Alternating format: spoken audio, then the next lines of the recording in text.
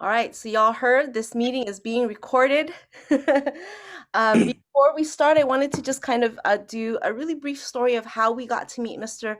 Miles Standish, who's on this Zoom right now. And then what I'll do is also pass the mic over to our leader, Mr. Madiba. And but I just kind of wanted to let you know our Hawaii team and our GWG team went over to Salt Lake City and Norman was gracious enough to initiate getting our teams there and also help to coordinate a really cool get together when we first landed and invited Miles Standish to come. And we had been communicating prior to the event, even. And I thought Miles was going to be there for a good 10 minutes to say hello. And he ended up staying like the entire night. And it was really great for us to have an opportunity to just sit down and break bread and just really just talk stories with him. Um, we got lucky enough to get our coins signed. These are amazing coins, and he was gracious enough to allow us to take that opportunity to get things um, personalized as well. So he put like a little smiley face on this one for me, which is awesome. Now he promised me that he wouldn't be the only one that had that happy smiley face. Uh-oh. I hope you didn't put any smiley faces on the other ones. I don't recall. You don't.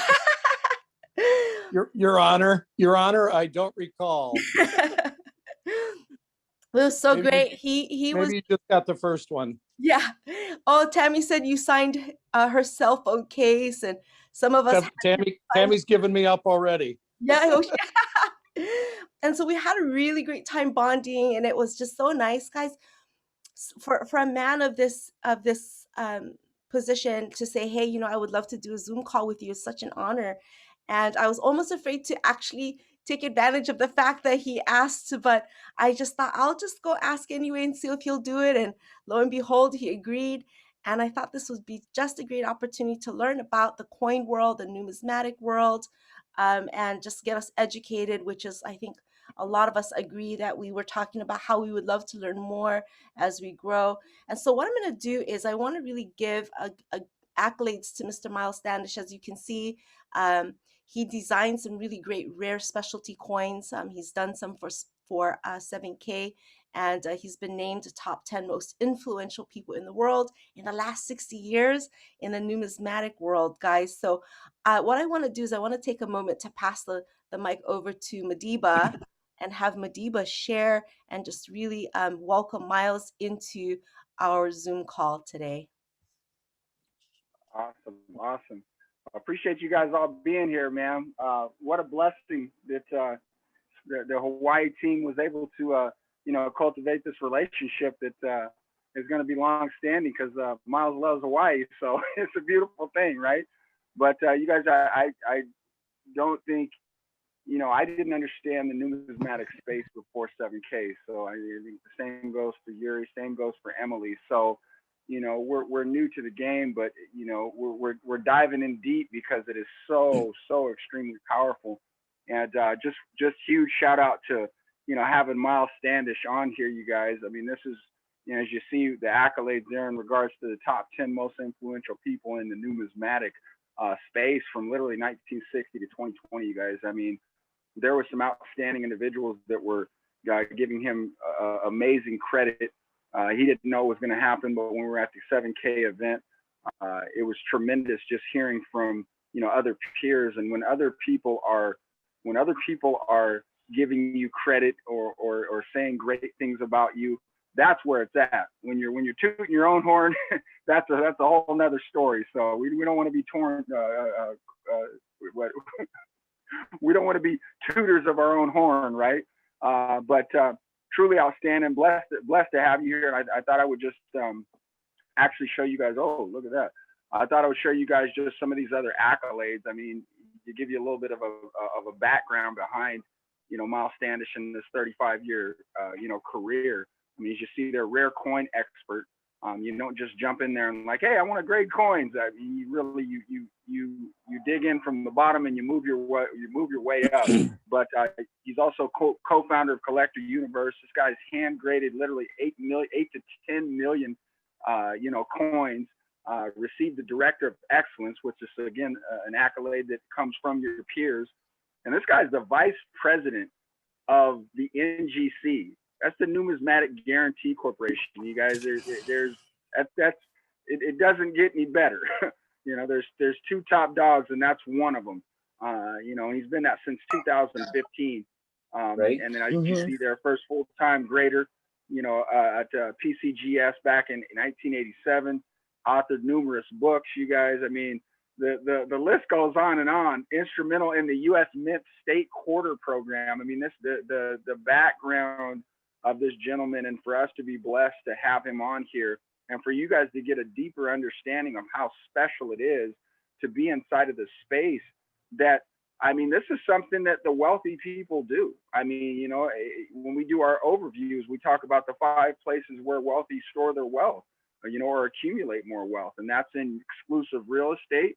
Okay. That's in fine art, which coins are essentially fine art as well. But the other 3 are rare coins, gold, and usable precious metals. So I'm gonna just kick it over to Miles Standish. And Emily, I know we've got some questions, but Miles, if you want to just kind of dive in and just share with people, kind of how you got into this whole space, and just kind of how much it means to you. We definitely appreciate having you here. So welcome.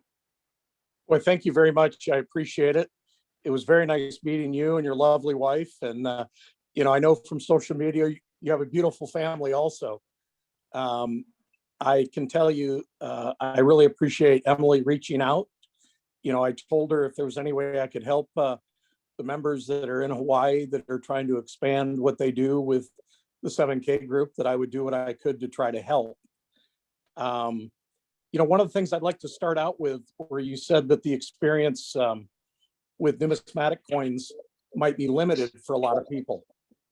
I don't want you to be overwhelmed. Like my father used to always say, it's a cinch by the inch. And you don't have to worry that it's impossible to get in line with understanding both the terminology that's used, the phrases, the words that come along with numismatics. Don't be overwhelmed by it. It's an easier road than you think. As far as being recognized in the last 60 years for being one of the most influential numismatists, I guess anybody could have a good 60-year run, and it didn't take all 60 years for me, but I was quite honored with that, obviously, and very surprised at what they did at the event in Utah.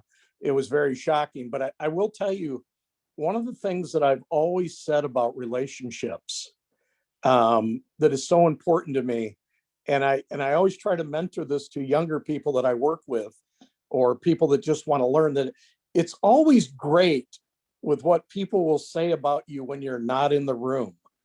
And that's the biggest compliment. I think that's the biggest compliment you can ever get, because those are people that are champion what you believe in and what they know about things.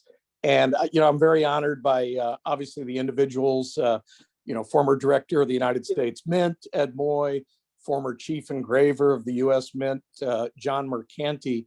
And just to give you a little idea about what it means to be the chief engraver or the U.S. Mint director, the U.S. Mint, which has been around since 1793, they've only had 13 chief engravers. That's a very, very small group that have taken on that position. Ed Moy, who was the 38th U.S. Mint director, since 1793, they've only had 38 different U.S. Mint directors. And of course, both my good friend Michael Reagan, who's done some work with me with books, and you'll find some of his forwards in my Silver Eagle book that I did with John Mercanti, who was the designer of the Silver Eagle. But like I said, it's nice to hear people say things about you when you're not in the room. And it's something that I can tell you that's only ever helped me excel in business and having great relationships. Because those are the real, like you were saying, it's real easy to say nice things about what you've accomplished in life. But I think it's the testament is what your relationships are in life and your work. And, I'm honored, obviously, to have those great relationships. Um, I met the 7K folks.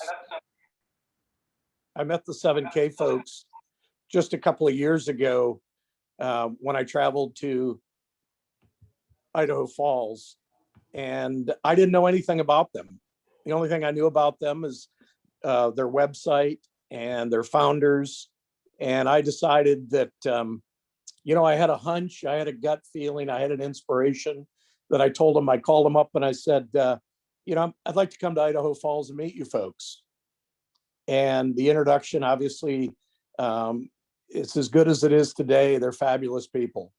I represent NGC in the grading side of coins, which is what I've done all my life. I've been grading professionally for a grading service since 1984.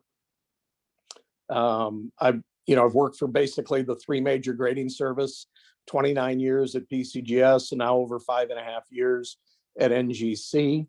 And it's my life's passion has been numismatic coins.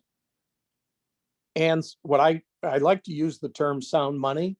It's only because I don't have to say silver, gold, and platinum every time, but I love sound money. Sound money is where I started before I ever was involved in numismatics. I was collecting 90% silver dimes and quarters and half dollars, out of rolls of coins. As this is before I was 10 years old. I was collecting those things. And so I'm a sound money first person. And I think, some people might be surprised by that, but I found out that those dimes and quarters and halves, they were worth more than face value. So it was pretty easy for me to take my lawn mowing money. My mom would take me to banks in the town that I grew up in Michigan. And I would sit down at the kitchen table and go through hundreds and hundreds of rolls of dimes and quarters, half dollars, pennies, finding anything of possible value over the face value. I thought it was easier sitting at the kitchen table finding a dime that at the time may have been worth $1 or $2 than it was to mow lawns. And so I did a little bit of both to get started. But it was really what springboarded me into learning the focus to look at coins closely, to understand them better, to see the nuances that were different amongst them. And then, I catapulted that into both buying and selling them, and eventually into the position of professionally grading them, and getting hired by a grading service to be a coin certifier, or coin grader, as we call each other. But it's been a lifelong experience in that area that I've enjoyed very, very much. My relationship with 7K, like I said, is tied to NGC in certifying coins.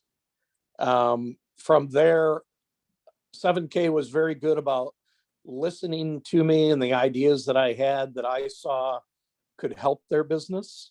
I know one of the things that I told them early on is I don't know anything about their business, but I know a lot about my business.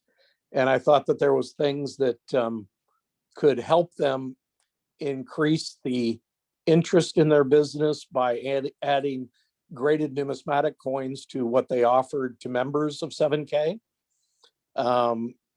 Shortly thereafter, because an idea and a discussion that I explained to the 7K folks that I had the inspiration to design a coin that I thought would be extremely collectible and popular amongst numismatic coin collectors and certified coin collectors.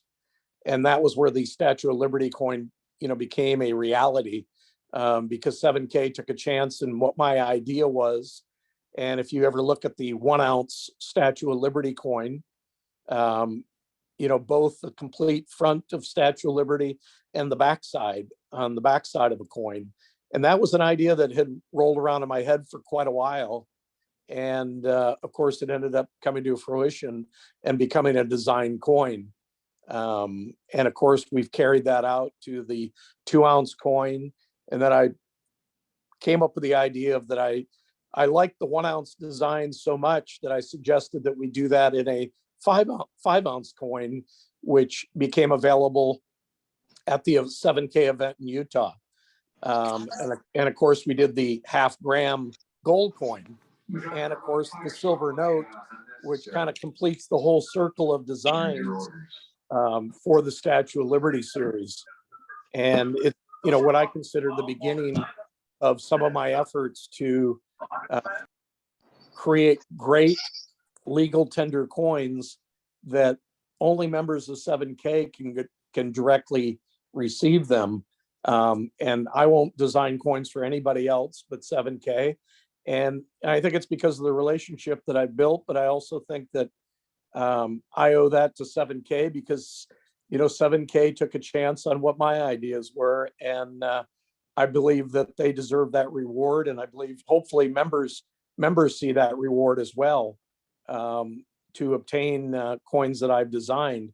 But I like telling the story in each coin, and each coin that I design will not just purely be a design, but it'll have some type of interesting story to it at all that hopefully both collectors and members will enjoy.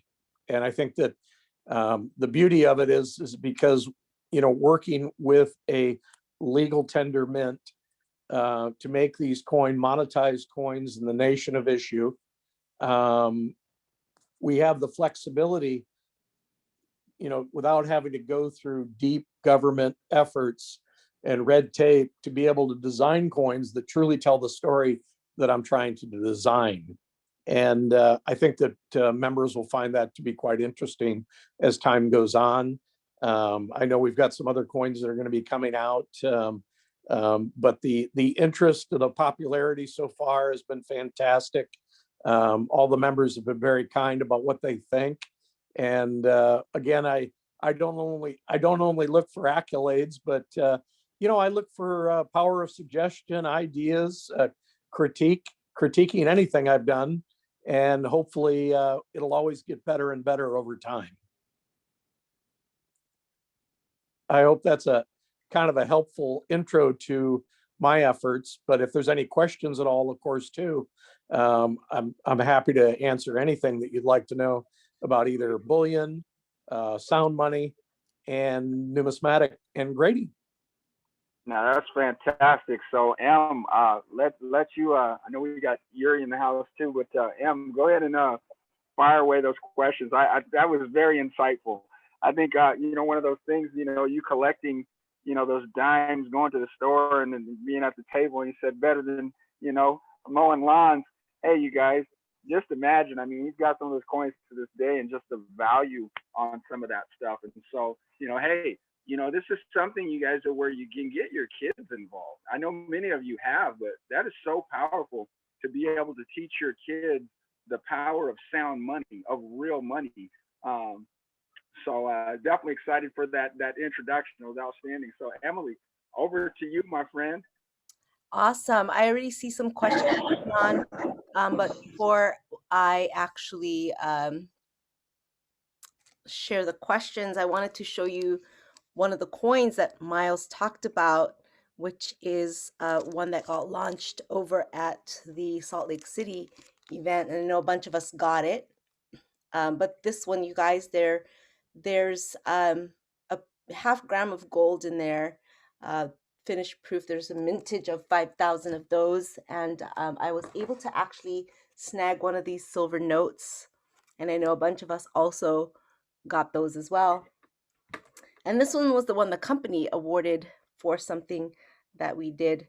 And I got Miles to sign this one. So thank you, Mr. Miles Standish, for signing those, and my White House coin. This was also designed by Mr. Miles Standish as well.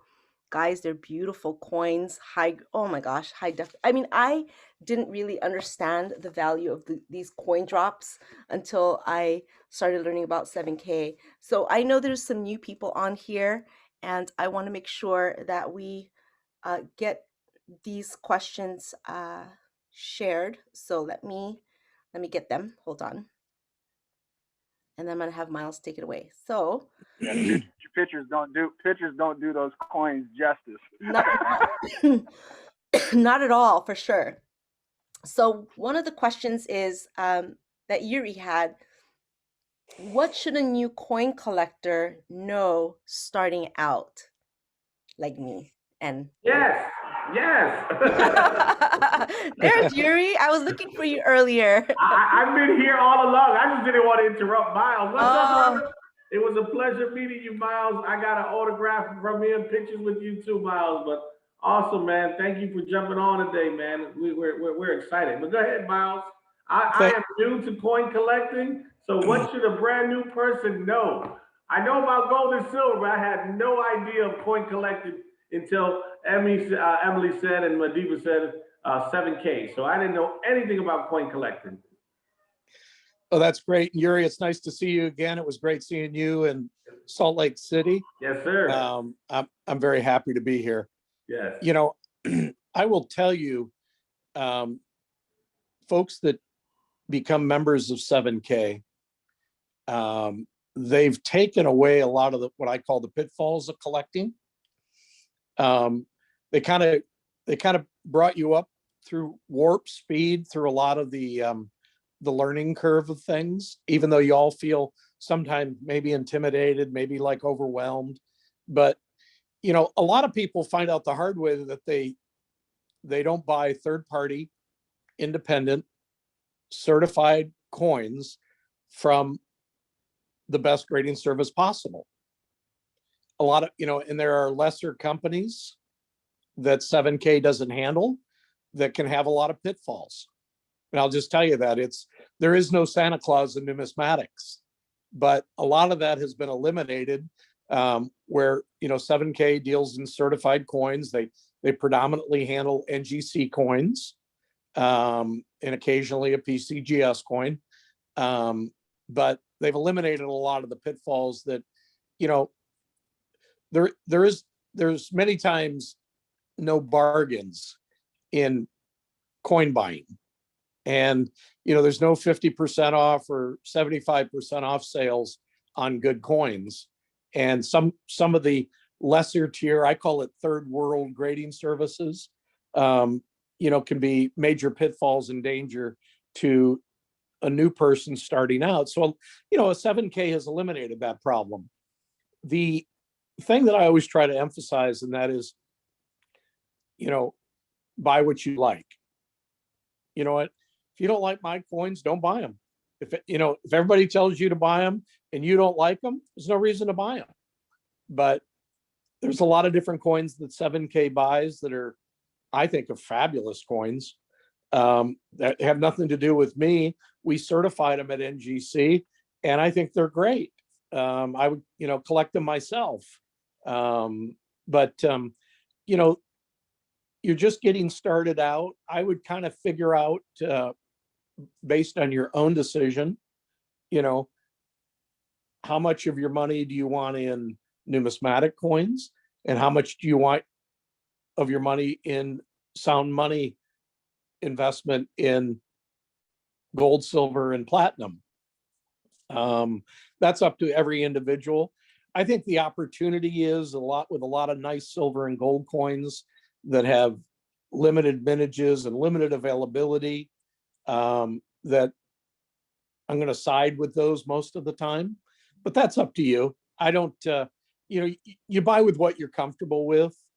I think that some of the great coins that are getting designed and made from around the world are fantastic, and they're small mintages. They're not enormous vintages, and they have limited availability. The exclusivity with 7K makes a lot of people envious. Because I have a lot of people tell me, I need to get in on that to be able to buy those limited edition coins, and these are, well-heeled, well-experienced coin collectors. And I said, well, it's real easy. You have to join 7K. So a lot of them are doing that just to be able to get the coins that 7K offers. And because of the membership base growing, the opportunity of what 7K offers has only improved and gotten better as far as great items. So like I said, a lot of the pitfalls have been eliminated to protect a lot of the buyers, and the 7K membership offers that. It was mentioned about looking at coins with children, and I do want to touch on that a lot, because I can tell you, as a prior to 10 years old, I think that depending on the personality of the child, I think that there's a lot of kids that if they get that opportunity to focus on something, it'll teach them that skills in their whole learning years, and it'll carry over in both education and in life in general. Taking the time away from life and reading about or looking at coins, can be a real life helper. And that's one of the things that I'd like to just mention there. I know it's away from what we're here to talk about, but it's like stamp collecting during the Depression of the 1920s and the 1930s.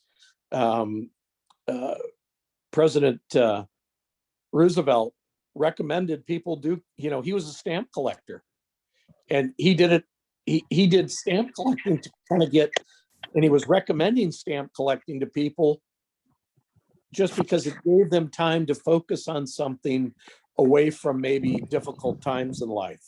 And that was maybe more economy related and society at the time. But, we all have different things in life that are going on. And, you can dive into coin collecting. And, it's kind of like, for me, I can dive into a baseball game and really watch a baseball game. Some people aren't interested in that. But, for me, it's like, it gives me great focus away from maybe anything else in life at the time. So coin collecting offers that too. So that's why, I highly recommend it for that. Thank you, Miles. That's Thank awesome, you brother. so Yeah, much. We have some other questions that are on here.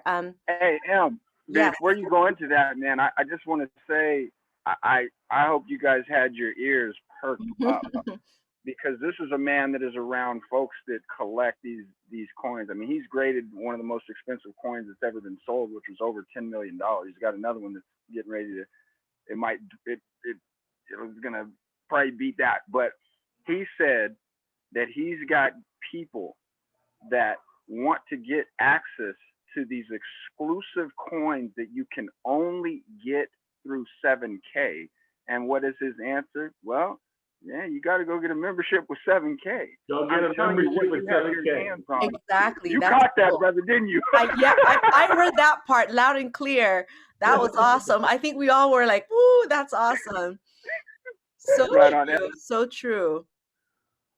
Guys, I mean, we have so much to offer, with having this relationship with Miles Standish and 7K, to be able to bring so much value to the people that we meet and talk to. I have not learned so much history coming from Hawaii, you guys. Like, we know Hawaii history, but I'm not gonna lie, like, I don't know a ton of US history. So having these coins and learning about these things that he puts out, like, it got me interested in history.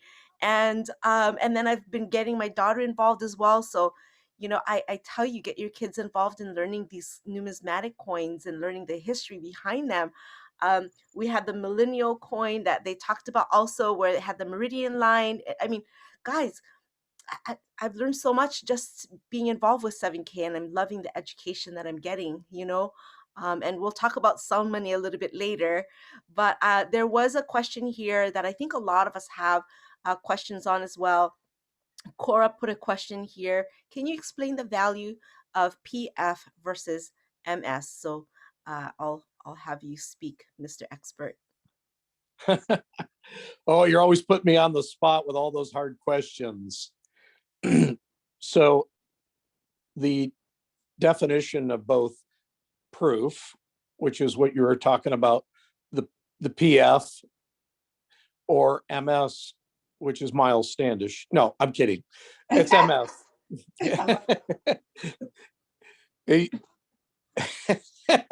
Boy, my spark, I think everybody hung up. You know, we got you. Go ahead. We were all laughing. Go ahead. That was awesome. That was awesome. Good one. Yeah, they used to say in the grading room years ago, it's a Miles Standish 70. That's what MS is, you know. But that's just coin grading humor. Sorry. So it's a short day, right? Anyway, it's basically two different manufacturing styles of the U.S. Mint or any mint, and it's the preparation of how they make the coins. So the mints, the MS or the mint state, is for a coin that was potentially made for circulation or collecting.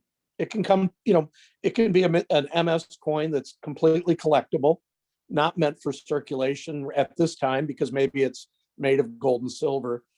And then there's the PF or PR, I call it, for proof.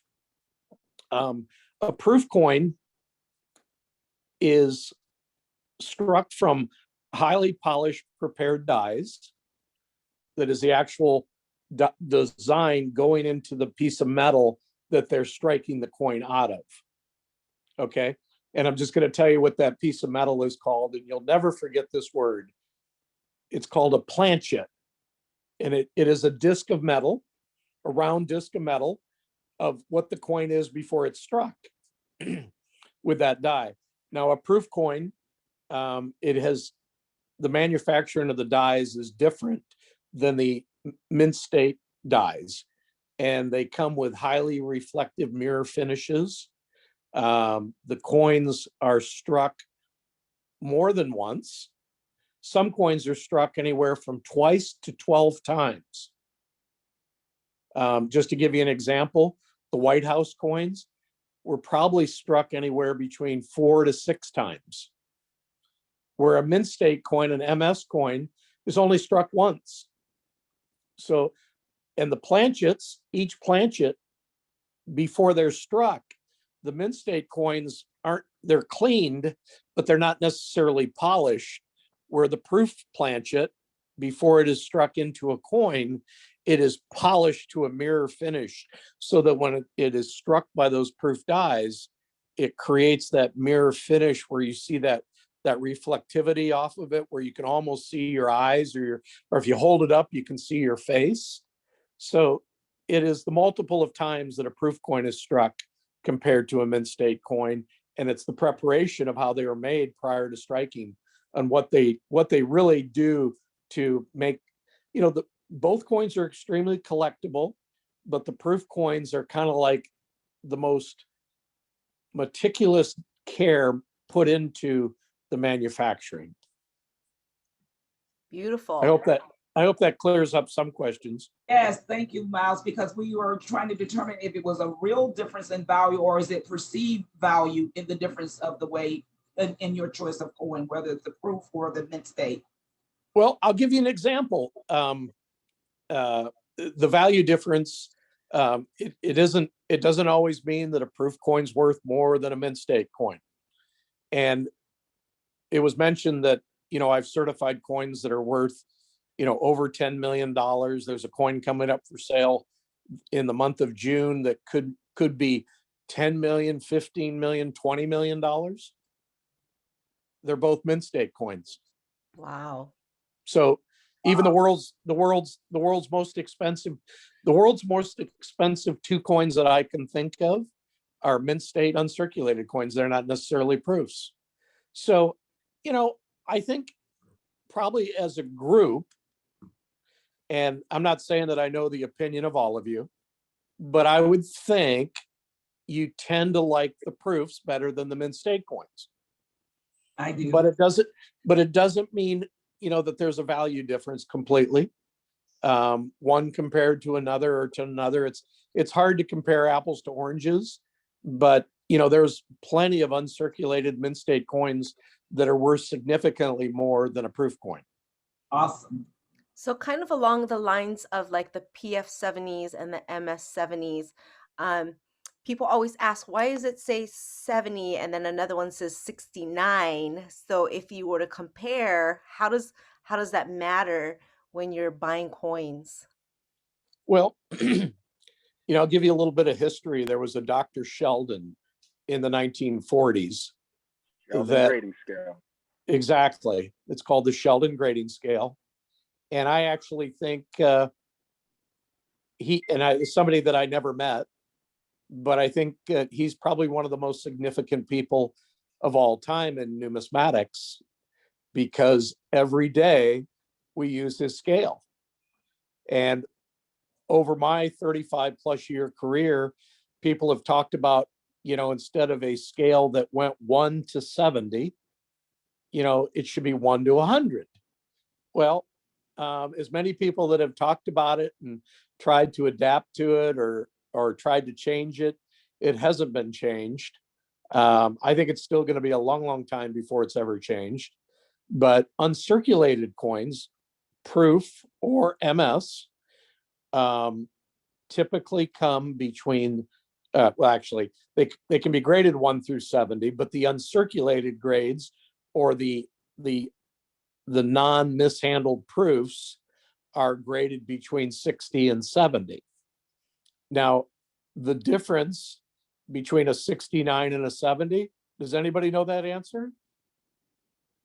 1 point. Sorry. um, I'm glad that some people laughed. Anyway, it's an old coin joke. Sorry. We're all laughing, Miles. We were laughing, but we were all muted. Oh. We didn't want to interrupt the recording. Okay. Okay. Believe me, I've dealt with a lot of people that don't laugh at my jokes. So, anyway, but no, and I'll just tell you from my seat when I'm looking at a coin, and that is in my 35 plus year career, 95 to 99% of all the coins I've ever looked at, I didn't need magnification. Now, the only magnification you need to authenticate a coin or look at a coin closely in determining it between, say, 69 and 70 is no more than 5 power magnification. You don't need a microscope or a jeweler's loupe that's 25 power. It's 5 power magnification, and that's pretty obtainable for anybody to be able to purchase an inexpensive loupe if they ever want to look at a coin closer. But basically, and that is, if I look at a coin both sides for a few moments and I don't see anything wrong with it, unless I want to look just a little bit closer at something, it's pretty easy for me to determine if I see something wrong with it or not, that is something that's happened after it was struck. So that's really what sums it up, is the difference. Awesome. Thank you so much. And so the other question I kind of want to move along is your relationship with 7K. I know you kind of said you reached out to 7K, but this was a Madiba question. um, what is your relationship with 7K metals? I know you touched on it a little bit, but just kind of how are you connected with 7K? Well, I found them.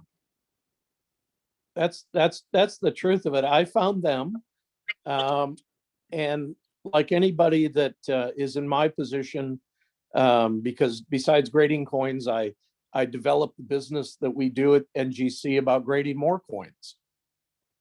And because I thought that by reading through their website, just the basic website on 7K, I said, there might be something interesting here. And so I got on a flight one day from Austin, Texas, and I flew to Salt Lake City, and then I flew to Idaho Falls, and they picked me up at the door. And that's where the adventure started. And of course, I design coins for them exclusively. And I'll just tell you all, because I have been honored to be able to design coins for them, I don't charge them for any of my designs. I'm more proud of the fact that they end up getting made into coins, that I don't do it for financial gain. NGC, we grade their coins for them. And by the way, I'm not a member of 7K. I kind of feel like that would be kind of a conflict of interest. So I kind of keep arm's length in that department. The rest of the time that you've seen is all voluntary on my own, coming to the events, speaking at the events, meeting with you folks, either, and I can tell you during the last year and a half of stay at home time, it's been a lot of fun because I've, taken part in other groups around the world, in Zoom calls. And to be quite honest with you, I like people. And I like enthusiastic, positive people. And, I can tell you about groups that are in Great Britain and Ireland, which I feel like, I know where I came from. All right. So for me to be able to get on the phone or on a Zoom meeting with 65 people from Great Britain and Ireland, I consider that an honor. I don't consider that work, especially when so many people are enthusiastic about sound money and numismatic coins. That's the let's go. So I'm real full disclosure here. There isn't any other, so there's my agenda. Thank you. I think it's important for people to know, that you reached out, and that you saw the value in what 7K had to offer. And you're like, wow, let's take a look at what's going on here. I think that's super important for people to understand. And just kind of mentioning sound money, explain sound money to our group here that are new to understanding what sound money really is. Well, sound money ultimately is what you end up with in silver, gold, and platinum. And I don't know if anybody else says it that way or not, but that's just Miles Standish. Other people, they might like palladium or rhodium and things like that. But, in my mind, I've been acquiring all those metals since the early 1980s. Okay. But actually, if you go back, it was really in the 70s. But, I can remember, I can remember buying my first Cougarand, when I was early on in high school, but because that was a goal of mine. I wanted to own gold. Okay. And at the time before the American Eagle program, I was still in junior high and high school. And of course, going back into the 70s, it was 90% silver coins that were found in rolls of coins that I collected. So I've started, like I said, I started with sound money first. Today, probably more of what I buy is, between kilo coins and bars and what I call sound money ways of buying, acquiring, gold and silver and platinum. But it's in multiple different formats. It's not just one. And it all goes down to if it's something that I like, I buy it. And then I just wanted to touch up on, you mentioned gold and silver and all the other metals. I know I listen to Robert Kiyosaki, and a bunch of us on here also do, because we're trying to figure out the whole gold and silver market. But what's your what do you say about the importance of gold and silver? Well, yeah, go ahead. well, like in your portfolio, like like somebody having silver and gold in their portfolio. How do you see the importance of that? Well, I think that diversification is good.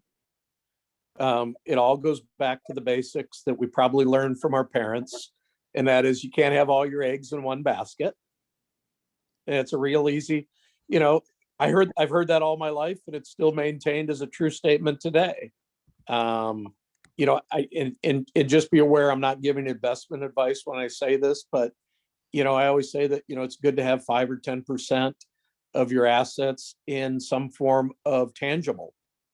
Just like a little bit in real estate, maybe a little bit in stocks and bonds, and things like that. But it's not like the guy on the phone here today isn't the guy that's saying it's like all your money's got to be in gold and silver and numismatic coins. You know, I think you got to be aware of it. You know, what the biggest problem in our country is that, you know, they outlawed the ownership of gold in 1933. And I don't know if anybody realizes this, but other than jewelry, and I always refer to it as, in 1933, our grandparents had to turn their gold into the government. And a lot of people don't know that. But that's an executive order that was done by the president at the time. He was trying to get us out of the Great Depression. And it was a time that in this country, if the government didn't hold enough gold in its assets, it couldn't print more currency. And he recalled all the gold from the people to be able to print more money to try to get us out of the Great Depression.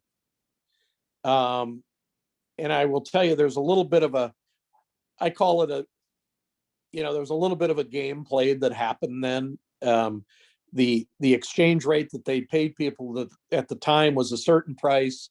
And as soon as the time period elapsed where people had to turn in a majority of the gold that they owned at the time, gold had a certain way of just going up another 25 to 40%. You know, and basically what it allowed the government to do was to print even more currency to try to get the economy going, getting people back to work. And, you know, the way I tell the story, which I believe is accurate, is it didn't work. And that's why we went into World War II.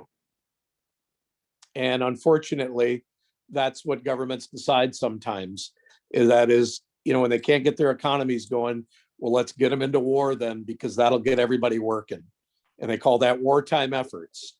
And there's a lot of different laws at that time to be able to get things going. And that's why we went into World War II, because we couldn't get out of this depression that we were in. And wars usually are the ones that turn things around. And of course, you know, we know the history of that. But you couldn't own gold in this country until President Gerald Ford made it allowable in 1976, which is just, so what you're getting to do at 7K today, which, you know, we all look at it, you know, if you want to buy gold and silver, you want to buy bullion items, it's pretty easy. But we've only had that right since 1976. It just seems, you know, I know it's 45 years ago because this is our nation's, you know, 245th anniversary come July 4th. But we've only had the last 45 years we were allowed to own sound money. And it, you know, I still think, you know, that was my childhood, 1976. You know, it just doesn't seem that long ago. And now we can. And so I just gave you a little history. I don't know if that's what you were looking for, but it's what I know. And and 7K's made it pretty easy, you know, with the sound money wallet, storage capabilities, things like that. You know, it's still a developing market. And what I was leading in to say is that most of the people that we know, and I live in a suburbia neighborhood about 25 miles out of the city of Austin. And I would bet if I have 400 homes in my neighborhood, I bet there's maybe less than 25 homes that would know how to buy gold and silver. And these are a lot of these people are people in the oil business, doctors, you know, high professional neighborhood, and they're clueless. And if you know, and think about that, to me, you know, and I think I was talking about when the Reddit thing happened and they thought they were going to make a big run on silver. I called that the great awakening of gold and silver, because so many people, especially young people that are into the internet and into social media, they were going to learn quickly if they didn't already know how to buy gold and silver.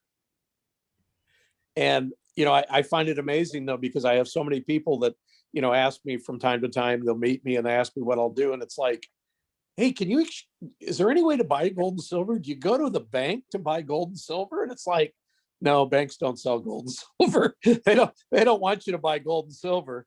They want you to deposit, withdraw, borrow, and deposit again. It's kind of you guys are involved in something, even though gold has only been able to be purchased the last 45 years, you're involved with something that you can educate so many people in so many walks of life that they don't have a clue how to get what you got. And it's really cutting edge that you get to do it. And guess what? There is such a large pool of people to teach them about sound money.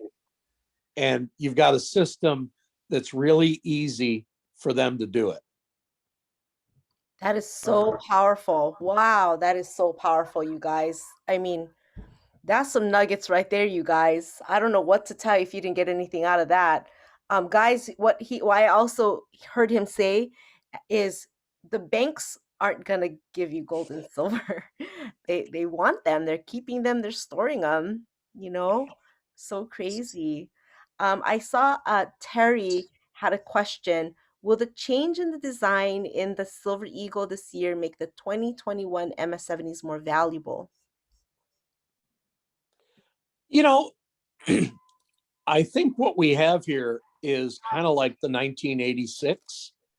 You know, um, you know, I'm, I'm kind of freewheeling this because I haven't spoken out loud to very many people yet. But 1986 was the first year of the Silver Eagle. Okay, and now we flash forward to 2021. A lot of people ask me, are you disappointed? And I said, absolutely not. I think this is going to be growing the base of people that want to buy silver and gold coins. They changed the back of the Silver Eagle. They changed the back of the Gold Eagle. So I'm very proactive in the idea. I'm excited about the fact that they are making the changes because, this year alone, there's two different types to be able to own and collect. I can't predict the future if what the values would go to. People like yourself are going to determine that. I think it's great because there's two different designs going forward to collect the whole series both ways, and that will drive value. Okay, just because there's a certain amount of supply out there and there's a growing demand, and the popularity of both designs, I think it adds to the collectability and the ownership of the Silver Eagles. Thank you. That's awesome. I have another question from Cora. Since gold backs are made of real gold, is that something that you see as a potential collectible asset? When you said gold backs, are you talking about some of the currency that's out there? I think that's what Cora is referring to. Cora, if you could expand Yeah, on those your question a bit. gold Yes. bills. When we were in Salt Lake, we were able to buy some of the gold backs, and we were told they were real. It's real gold. So I'm concerned. I'm not concerned. I'm just wondering if that's something that we should be looking at. I know it's a legal currency or legal tender in like 12 states. So is that something we should look at as a collectible down the road, or we're like just stay focused on the coins? Well, I think that it's hard to have enough money to buy everything. And it all gets back to just stick to buying what you like. I'm gonna say this, that I'm biased towards coins. Okay. So Okay. at least I told you the truth of what I thought internally. Keeping it honest. Utah was one of the first states to have a gold backs currency.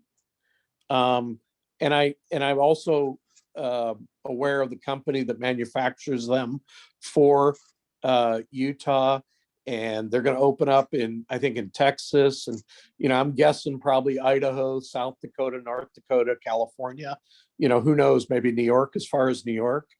And I think that's great.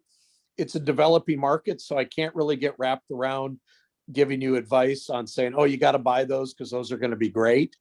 I'm not knocking them, but I kind of like things that have some kind of past history to them, other than just saying to you automatically, that's a great thing to buy, you know?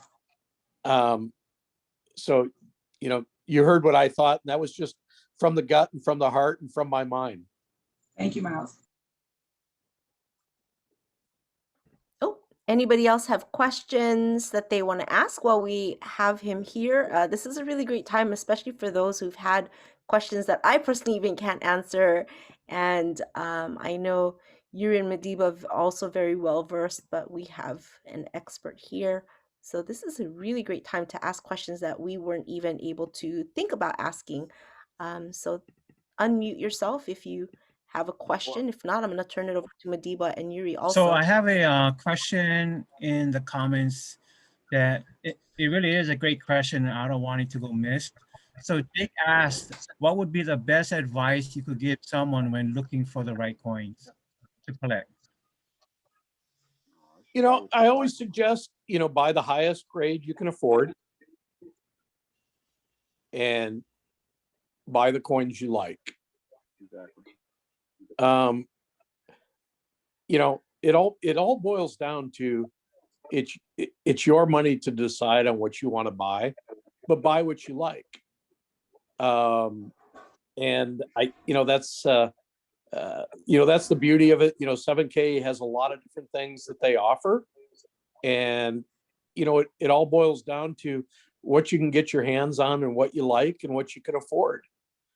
But you know, the beauty of it too is that the quality is exceptional, and you're not going to get hurt on what you buy that you thought was okay to buy or great to buy. You know, I hope that's helpful. Is that Norman? Hey, Miles, yes. So I was just reading. Norman, I didn't recognize you with a baseball cap on. I'm sorry.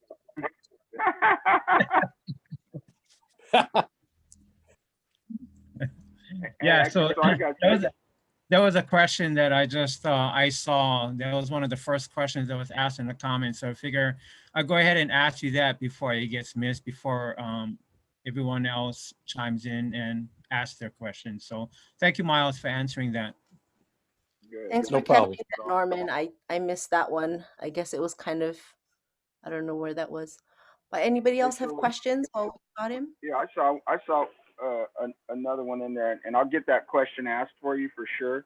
Um, but how do you feel 7K is positioned in this coin marketplace?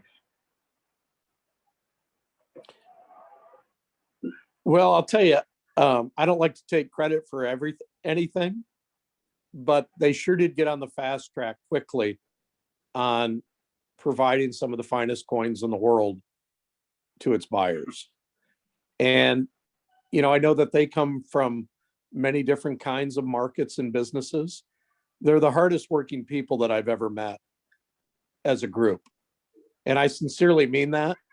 And that's coming from somebody that's tried to work very, very hard in developing multiple talents. But I still shake my head when I've gotten to know on several occasions, both in business and outside of business, to get to know people better. They are the hardest working bunch of guys I've ever met. Awesome. Now that's good. That's good enough. I just want people to hear it, you know, because you know, I've got an opportunity to meet them and hang out and chat with them at several occasions. And so I got one more, and then I've got a question that was asked in the chat. But what is the bad part about people buying ETFs, which for those of you that don't know is gold and silver, basically on paper, and not the real thing? And so, how do you feel about that, the whole ETF thing versus actually the real true asset of gold and silver? Well, I'll be very honest with you. Over the years, you know, I've had some, and then there's been period of times that I have not. Currently, I do have some. Okay. And you know, I think it's just you know, it's not all eggs in one basket. It's just something that I kind of like to, I'll use the term, it's just a little something to watch and play with, but it isn't necessarily, my whole game. And there are things that if you ask me about, I'm going to tell you, I don't have any money in. One of the questions that I'm surprised has come up is, because it always comes up something about, Bitcoin. Okay. And I've had advice for people for the last 5 years, and I've maintained the same advice, but I don't own any Bitcoin, never have owned any Bitcoin. I don't have anything to tell you inside about it. I just felt that, if I was trying to diversify and have a mixture of things, I kind of felt like, well, do I want to hold fiat currency again? That's back. I don't know what it's backed by. I mean, I don't feel, if I had $100,000 worth of cash sitting on the table and $100,000 worth of Bitcoin sitting on the table, I kind of feel like they're both air to me. And I'm not, and by the way, I'm not picking on anybody that makes, I know people that have made tens of thousands and millions of dollars on Bitcoin. Okay. But I couldn't get wrapped around it that I wanted to play the game. Now, Cool.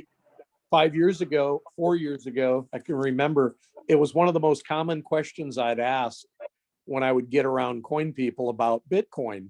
And I mean, literally, it's like I was there to talk about coins and they wanted to ask me, what should I do about Bitcoin? And ultimately, I came up with one scenario where I've had people come back and thank me later. I said, they said, well, how much should I put in Bitcoin? And I said, I'll tell you what, if you need to own Bitcoin, why don't you figure out what it costs to go on a fabulous vacation?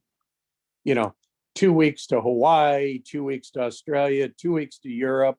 One of those, one of those trips you just want to save your money up to take. I said, put that in Bitcoin. And they look at me and I go, yeah, it'll work like this. Either you'll lose all your money or you'll make a bunch of money, because ultimately, if you don't get to go on the trip, you don't get to get any refund after you go spend that money on a great trip, right? So what are you risking?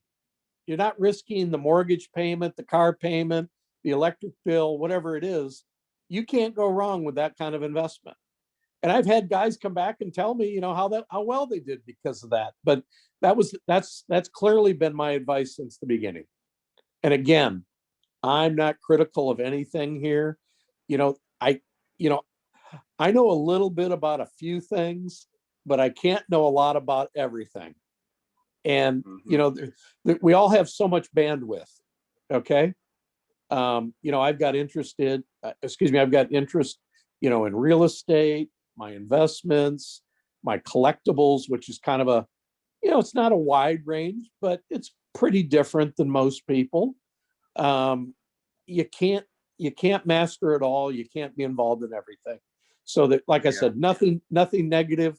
I know Bitcoin millionaires and I'm happy for them.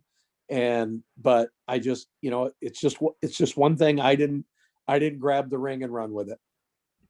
No, that's good. No, that's I'm perfect. pretty I old appreciate school it. myself. Yeah, I like to hold my stuff. I like to have tangible assets. Well, you know what a friend told me a long time ago? He says, I like to own things that if I drop it out of my hands and it hits my foot, it hurts. I'll tell you what, 100-ounce silver bar will definitely hurt your foot. I'll tell you, hey, have you ever felt the, and I don't mean physical power or people over people power, but when you've held a kilo, which is 2.2 pounds of gold in your hands, or 100-ounce silver bar in your hands. Oh yeah. Have you ever felt like that was it was something, it gave you a feeling like nothing else? It's amazing. For real. Agreed. That's no joke. Agreed. No joke. Well, we I got one never last held question a I see here. 100 ounce before. I saw some of What's you that, have your Sam? picture. Go ahead. I'm sorry. No, Emily was saying something. No, I didn't want to cut anybody off. What were you saying, Em? Oh, I said I'd never had a 100 ounce. I felt a 100 ounce silver bar until our event. That was the first time ever in my life, Me and that neither. was pretty powerful. Now let me ask you something, Emily. And how much would you protect that 100-ounce bar as soon as you got it? Yeah, I actually that's mine. I ain't giving that away. That's gonna stay with me forever. Well, you make sure you lock it up, and if you carry it around in one of your Louis Vuitton bags, it'll wear it out. Hey, you know what? Off the cuff, man, I got a couple last good questions, man. We've been on here for a while, and we definitely appreciate everybody being on here and plugging in, and you allowing us to do this. So Jane asked about how about gold IRAs? Would that be a good investment? Would you recommend it? Again, he's not a financial advisor, guys, so he's not, so he's not here to give you financial advice, right? But how do you feel about? I'll just ask the question: how do you feel about gold IRAs? Then? Well, my IRA, which fortunately I've been doing since I was about 22. Oh, okay. And I've always maximized it, thank God. It's never had any gold or silver in it. Okay. So I'm just telling you about me. I don't Yeah. know what fits with anybody here. I'm just telling you, for me, it's not what I wanted to do. Cool. Perfect. Now there you go. You got the answer. So here's a big one. I think, because I truly believe it's the most undervalued asset, which we're talking about silver. So obviously, they've got this huge silver squeeze going on. It's been going on for a little while now. And then you've got this whole thing that just popped up the other day about the U.S. Mint. Now they're stopping allocation for a while. I believe. Wasn't that what it is, Yuri? Yeah, they announced that they're going to stop. They're not going to take any pre-orders. They're going to stop printing ETFs. They're going to stop because they don't have enough right now. But they said it's not the first time, but they're going to stop right now. Actually, that article came up today, Madiba. That's why I shared that with you. Yeah. Yuri, are you speaking about the 1921 Morgan and Peace dollars at all? Yes, that's what they were talking about. That's a little different. Okay. And I'm not trying to be a party pooper. Okay. No. So the U.S. Mint by law has to produce uncirculated silver eagles every week.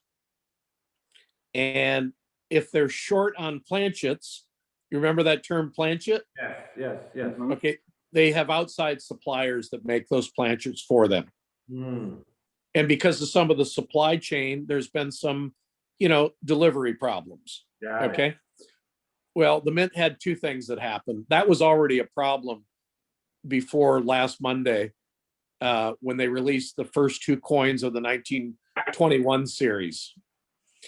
Because they're going to release, I guess it's 5 or 6 different 1921 coins representing the 100th anniversary of the 1921 Peace dollar and the 1921 Morgan dollar. They had such a horrible bandwidth on their website that it made a lot of people very unhappy. Okay. And what I think they're going to do with the remaining coins that they're going to be releasing, they put a halt on them, because I think it was like every week or every 2 weeks they were going to have these Mint releases of these 2021 coins.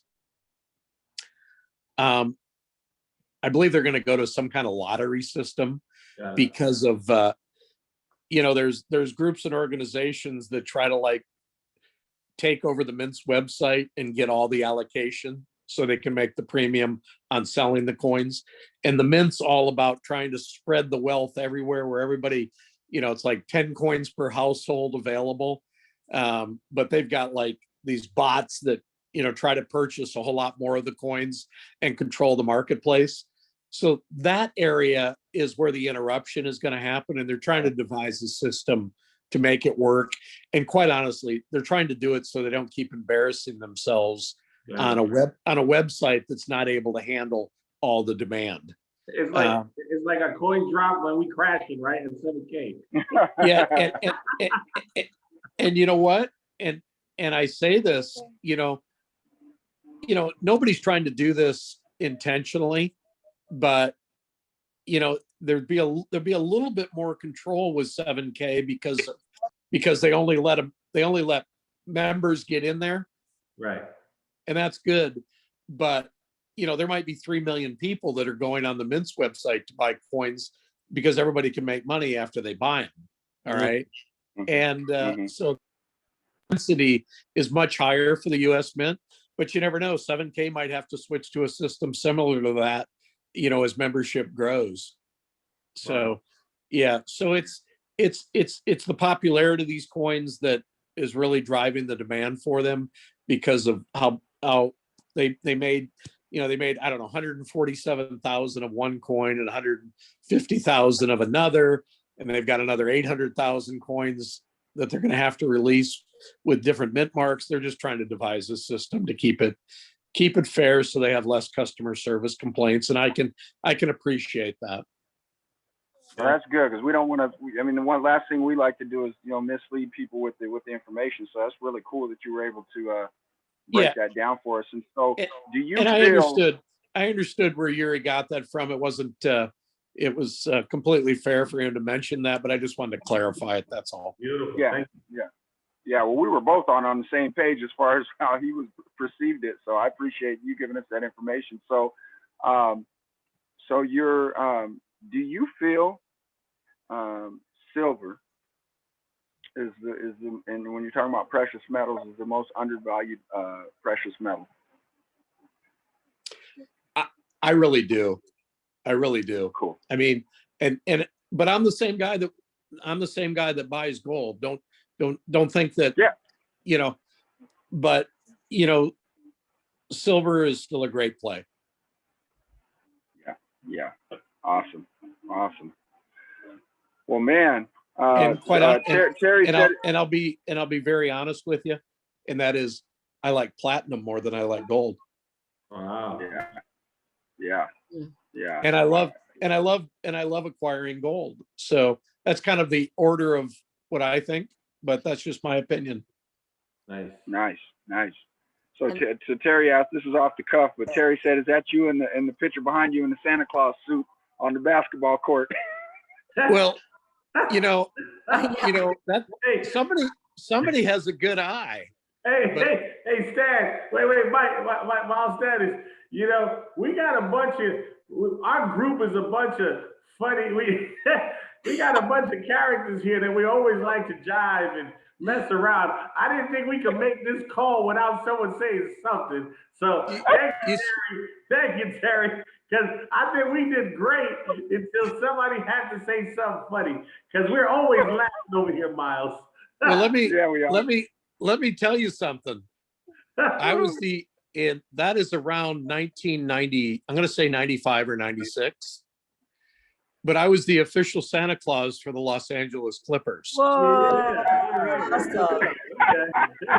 awesome. And I'll tell you, I did that for about 3 years to the Los Angeles Clippers. And can I tell you why I really wanted to do that? One, it's a lot of fun being Santa Claus. You can get in anywhere.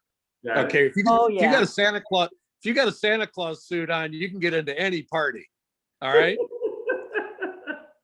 But I got to tell you, it was my way on one particular year that I got to sit on the bench with Michael Jordan and Horace Grant and all the great Chicago Bull teams. Wow.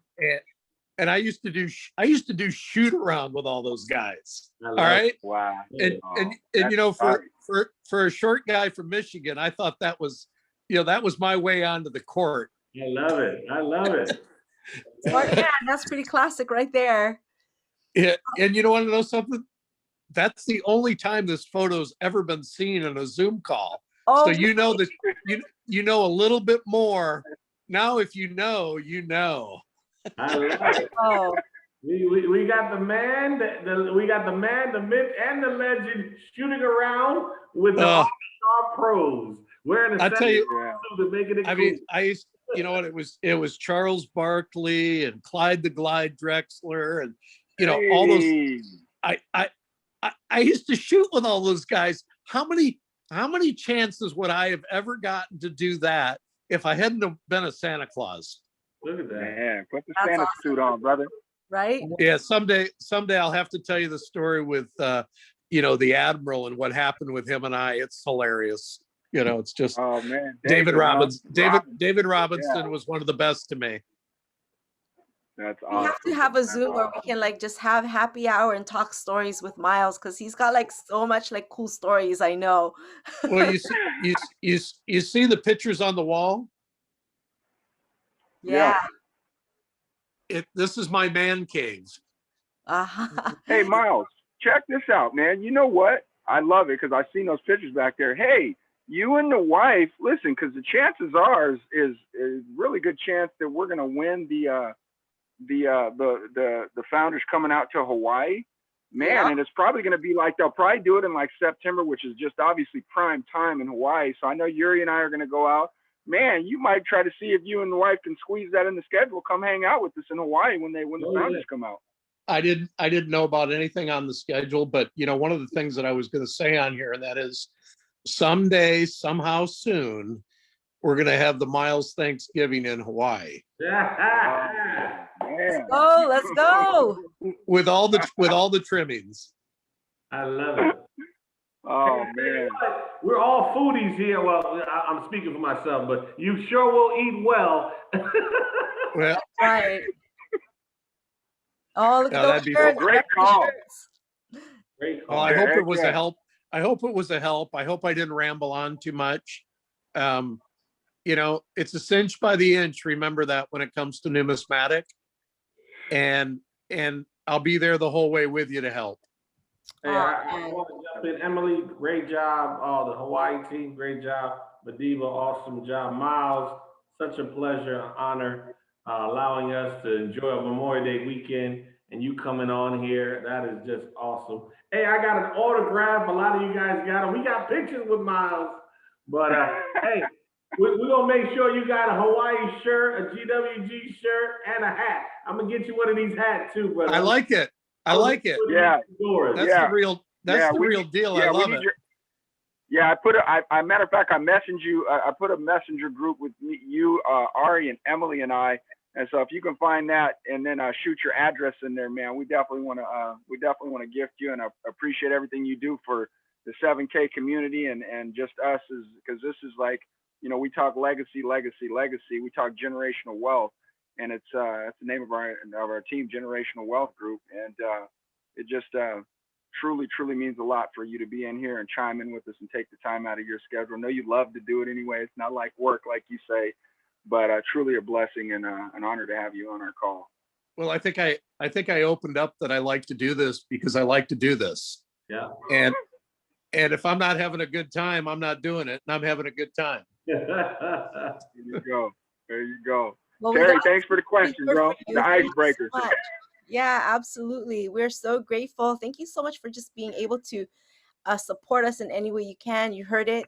So, but thanks to Madiba and to Yuri for just really being the helm of our leadership with the GWG group. Oh, Leanne's got a party going on over there. Hawaii music on. What? Yuri got a Quick. Oh man. But Norman, thank you so much. He was the one that created that event and made that happen, and Yeah.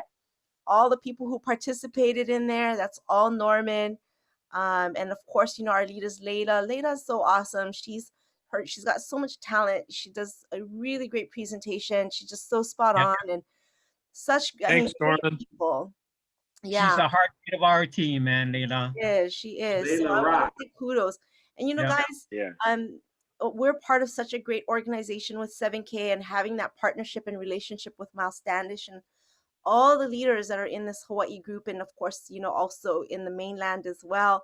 And we're just like family. And I just want to say thank you. Thank you so much for every one of you, because without without that, we wouldn't be the GWG group, right? We all have something Mhm. to contribute. We all have something to share. We all have different talents. And so just being able to be so cohesive and being able to really utilize each other's strengths, right? To be able to do what we do to get the mission out is so important. So I just want to say thank you, thank you, thank you to everyone and all of your support and your encouragement for all the love that you guys give. And yeah, so I'll let you guys close, Yuri and Madiba, and we'll end the We're recording. good. We're good. I think everybody just unmute if you can, unmute and just give a big thank you to Miles Standish for taking the time out of his day. Yeah. Thank you, Miles. Thank This was you. awesome. Thank Thank you. you. Thank Thank you, you. Thank you, Miles. Miles. You guys are awesome. Thank you. Mahalo. Thank Miles. you all. Thank Thank you all. Thank you. Have a great Memorial Day. Hello. God bless Thank you guys. See you, family. Hey, Thank don't you. miss tomorrow, you guys. And- Sunday's a big day for the GWG. We got a lot of stuff getting ready to go down. So we'll see you tomorrow on Sunday's team training call. Yeah. Thank bless. you. Thanks all. Thank you all. Thank you. Thank you. All right, I'm gonna end the recording. Aloha.